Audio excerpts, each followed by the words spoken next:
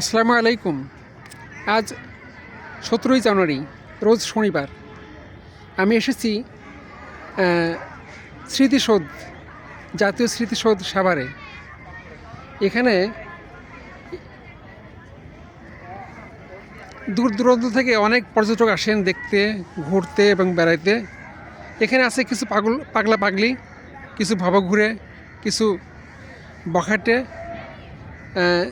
যারা নিজের বাড়িতে বিনোদনের সুযোগ পান না, তারা এখানে এসে বেরিয়ে যান, সময় কাটান। আবার কিছু ভালো মানুষও আসেন। এখানে আছে বেশ কিছু অজানা শহীদদের কবর, কিন্তু এইসব শহীদদের কবর খুব সুন্দরভাবে চিকচাক্যময় করে গড়ে তোলা হয়েছে, কিন্তু কেউ এইসব কবর জিয়ারত করে না। তারা এর পাশে বসে বাদাম খায়, খোশ গল্প করে, জোড়ায় জোড়ায় বসে থাকে। এই হচ্ছে আমাদের শহীদ মিনারের বর্তমান, স্মৃতিসৌধের বর্তমান অবস্থা।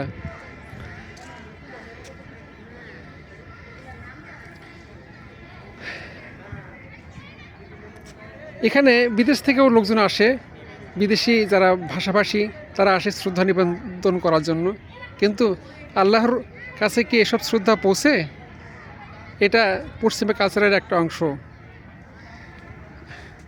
এখানে যদি বড় একটা মসজিদ গড়ে উঠতো, কিংবা সাংস্কৃতিক কেন্দ্র গড়ে উঠতো, যেখান থেকে জ্ঞান বিজ্ঞান মানুষ আহরণ করতো, কিংবা আল্লাহর রাস্তায়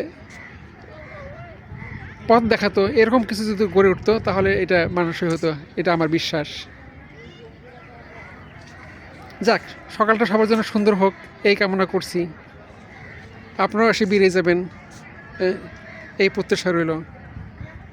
শুভ সকাল। আসসালামু আলাইকুম।